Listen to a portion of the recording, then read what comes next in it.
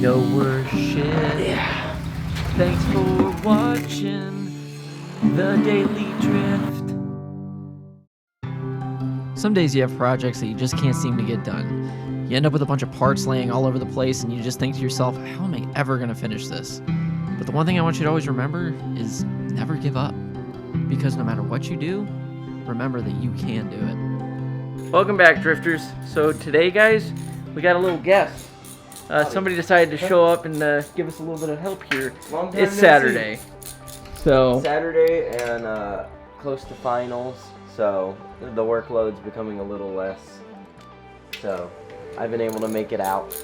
yeah, so today we're working on getting this transmission pulled off because our transmission is good. We're not so sure about that transmission, so we're just working on getting this out, and luckily I have Austin to help me because this would be a pain in the ass to do alone. So while he's working on that, the other thing that we got going on over here, if you guys saw last time, changed out all these valves. These are all good to go, the valve stems. We got to clean these, and we got to soak our lifters, which are sitting over there. So we're going to soak these little suckers up in a little pan. I got to mark which one's for what, and we'll get those going. What is this thing over here? Right in here, on this side. What is that? Oh, that's to lock it in place. That's basically, that keeps the transmission from turning, so I can literally pull it out. It basically keeps it locked in gear. It's a little tool to lock the cams. The starters of that come out. Cool.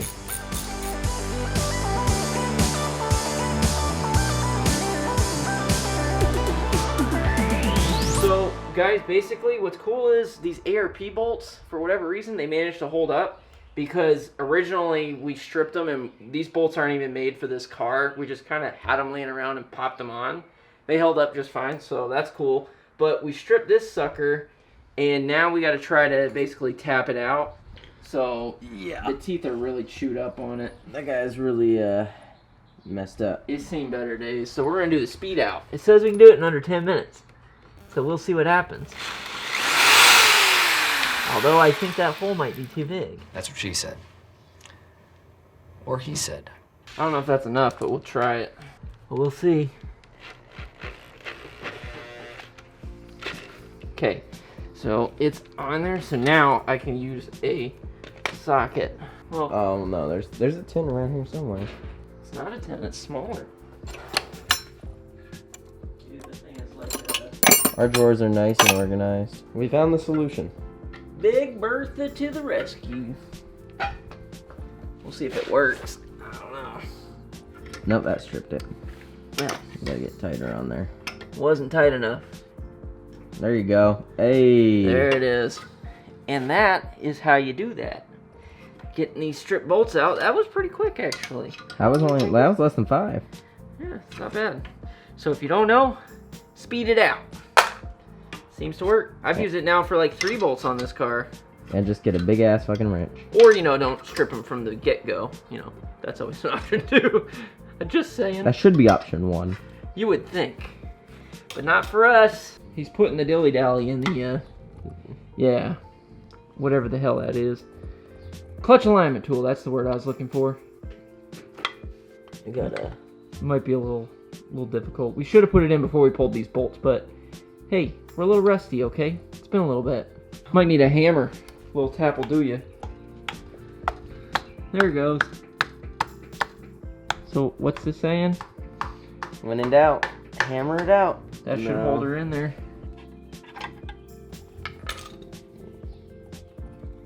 And then just wiggle, wiggle, wiggle. It's a little burnt. Hot spotting a little bit. A little bit burnt. But, Put that down there. seen worse. Let's see what the clutch looks like. So this is after like what? Like a 6 months of clutch kicking like crazy? Doesn't look too bad. You still got the numbers on here. Yeah, actually, Serial it's not number? bad. And there's enough spacing between these things, because that's how you know when it's really bad. It's like once it starts wearing down to there. I mean, it's definitely got wear, but look at that. That's got a lot of life left in it. Pretty good. Cool. Cool, cool. Cool, cool, cool.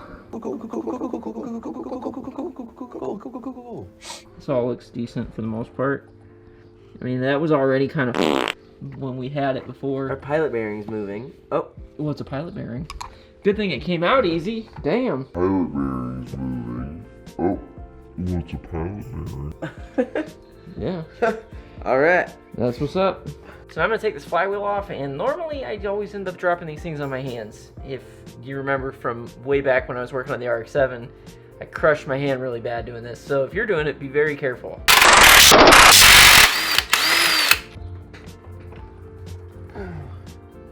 So that's not bad. We got it off pretty easy. Obviously, it's seen better days, but I mean, this thing was kind of messed up before we even did the clutch job like 6 months ago, and we've just been abusing the crap out of it. But honestly, I'm just gonna carefully sand it back a little bit, and it should be fine. Like, for what we're doing, it should be a-okay. Or do we upgrade it and get something a little bit stronger? I don't know.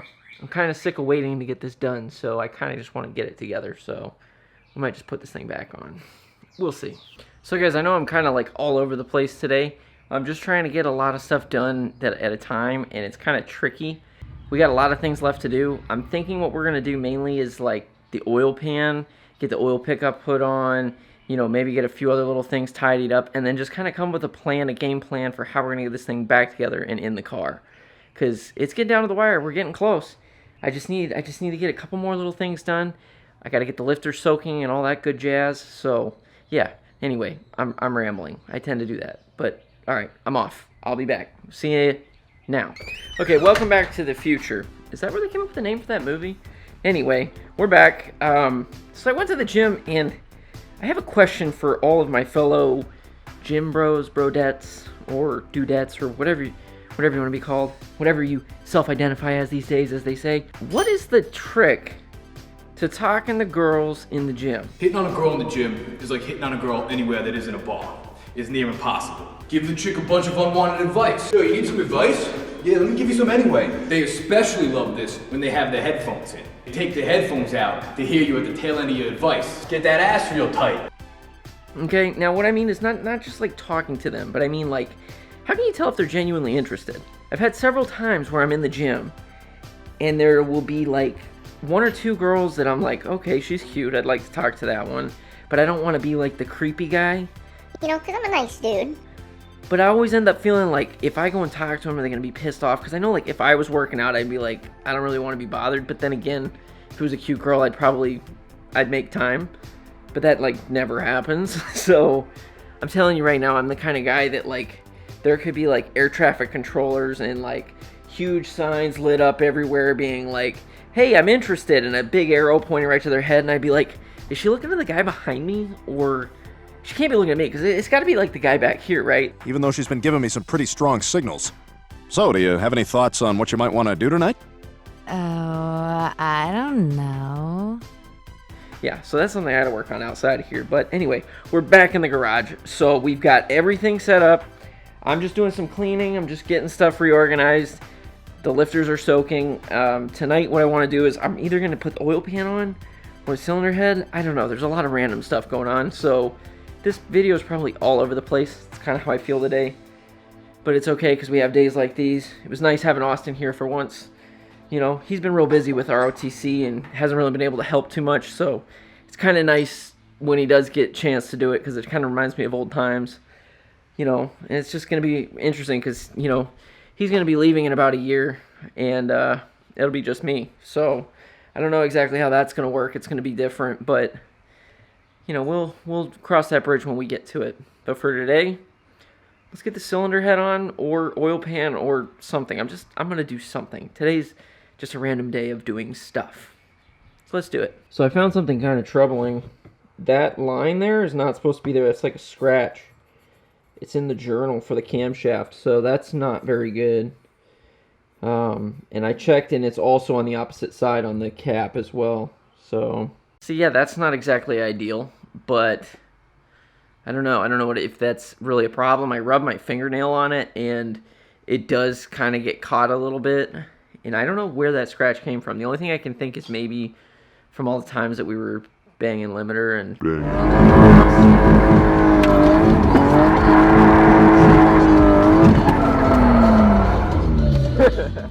I don't know, but we may have to just send it. I don't know. So I decided to do the oil pan just because, as you can tell, it's already pretty late, and I'm just going to get done what I can. So we're just going to do the oil pan. just gonna pop this sucker upside down and hopefully not lose my timing chain. Oh, there she goes.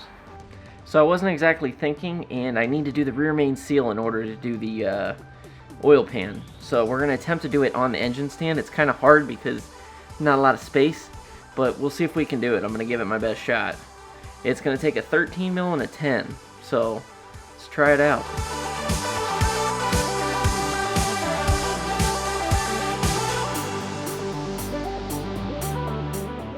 So the answer is no, it doesn't work. So I couldn't seem to get it out, and then I ended up doing something incredibly stupid. I decided to try loosening up the engine stand bolts while the engine's still in the stand. Yeah, I know. It's really dumb. But, you know, I was just doing anything I could to try to get that damn thing out, and nothing worked. So, what are you gonna do? It was just one of those days. What's up? So Tyler and his girlfriend came out. He actually just got a new truck, and they wanted to show me that, and now it's like way later. But yeah, I couldn't get that stupid thing off. I'm gonna have to come up with a plan for tomorrow and see if I can find a way to get that rear main seal off, because it's not wanting to budge, and I'm not sure exactly what I'm gonna have to do to make that work, but I'm gonna figure something out. So we at least got the head pretty much together. We got the valves pretty much going. I got the lifters soaking, so I don't know. I'm just gonna have to do more steps tomorrow, see where it goes, but this is pretty much all I'm gonna get done today, unfortunately. I know it was like a bunch of random stuff, but it's better than nothing. So I'm gonna get headed out of here. I'm gonna stop rambling. If you guys enjoyed this video, be sure to hit that like button. If you didn't, well, I'm sorry. And I'll see y'all in the next one. Keep it nice and easy, guys. So I was gonna be putting on the oil pan thing, but I went to go pull out the oil pan gasket, and I found this. That's a really, really bent, screwed up, brand new head gasket. It's not supposed to look like that.